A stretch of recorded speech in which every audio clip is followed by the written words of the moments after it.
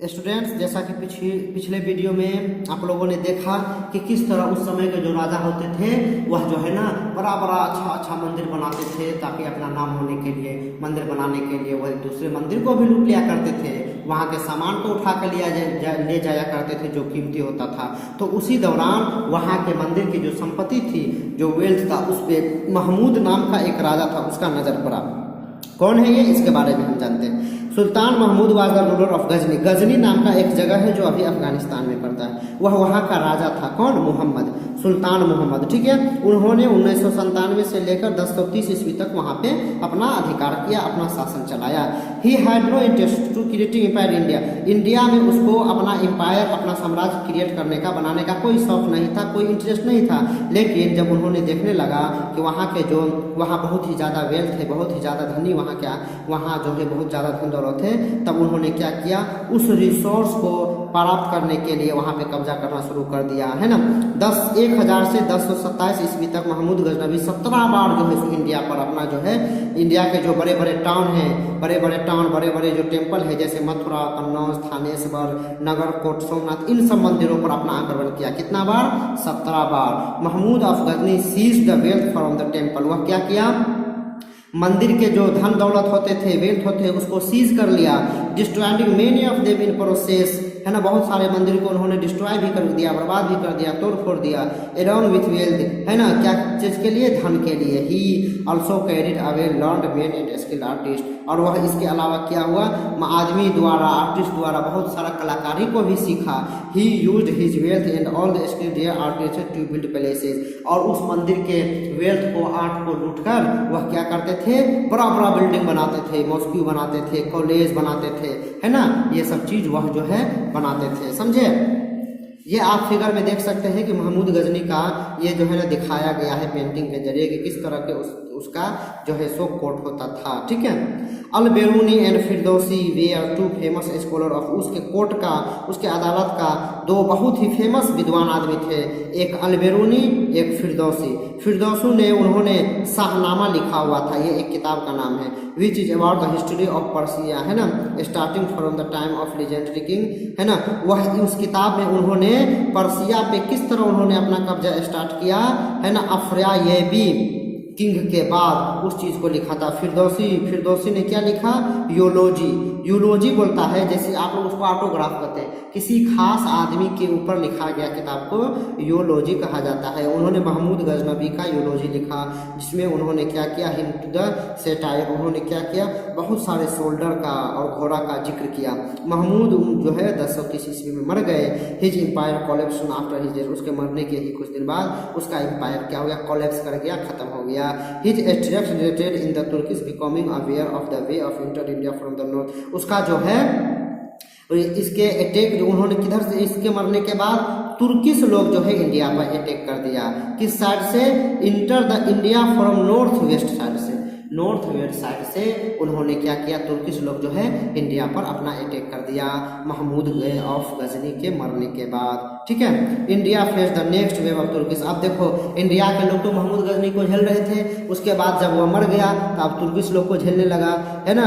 Turkish इन 150 after Mohammad Ghazni के मरने के लगभग 150 के बाद, 150 साल के बाद जो है तुर्किश लोग वहाँ पे अपना आक्रमण किया। These raids were led by Muhammad Ghori. और वह जो है क्या नाम है, वह जो आक्रमण किया उसका नाम क्या था, मोहम्मद घोरी। जकरिया अल, है ना, Qazwini 18th century person geographer give the description of the Somnath temple.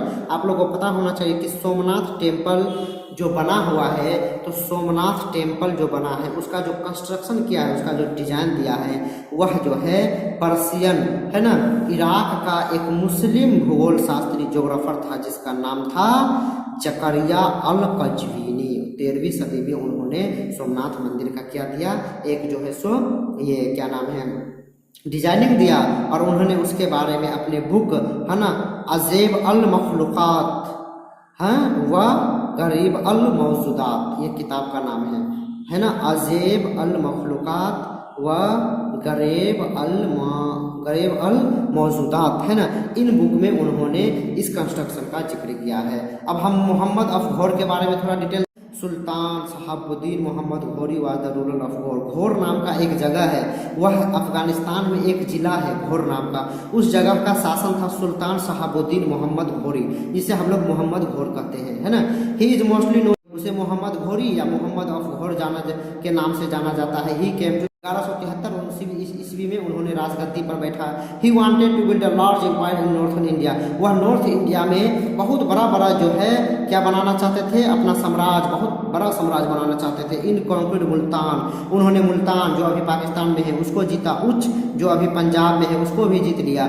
He was soon involved in conflict with them to Delhi Ajmer, इसके अलावा वह दिल्ली और अजमेर के शासन पे भी अपना कब्जा कर लिया।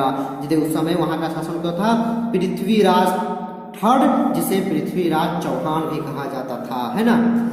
बैटल ऑफ टरेन उसी समय हुआ, किसके बीच, मोहम्मद ऑफ घौर और पृथ्वीराज के बीच बैटल ऑफ टरेन हुआ। टरेन नाम का जगह है, इसीलिए उसे बैटल ऑफ टरेन कहा जाता है। Two battle of Tarain fought between Muhammad Ghori in the battle of Tarain 1951 and the defeated Muhammad Ghori. कहता है कि मोहम्मद ऑफ घौर या मोहम्मद गौरी ने ये इस पे पृथ्वीराज चौहान से 2 बार युद्ध किया। 2 बार क्या हुआ, उसने लड़ाई किया, युद्ध किया। एक बार वह हार गया 1191 ईस्वी में, लेकिन फिर दोबारा 1192 ईस्वी में उसने पृथ्वीराज चौहान पर आक्रमण किया और उस समय उन्होंने पृथ्वीराज चौहान को हरा दिया और वह उस जगह पे अपना कब्जा कर लिया।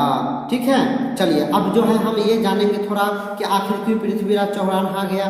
पहला बार तो जो है सो मोहम्मद ऑफ घौर को हरा दिया, लेकिन दूसरी बार पृथ्वीराज चौहान क्यों नहीं जीत सका, क्यों वह हार गया। तो देखिए, many historians believe the Prithviraj failure in the second battle of Tarain was caused by the lack of support राजा है ना जयचंद्र ऑफ कन्नौज। बहुत सारे हिस्टोरियन ये मानते हैं कि पृथ्वीराज चौहान को हारने का मेन रीजन ये था कि वहाँ कन्नौज का एक राजा था जिसका नाम था राजा जयचंद्र। उन्होंने क्या किया, पृथ्वीराज चौहान को सपोर्ट नहीं किया।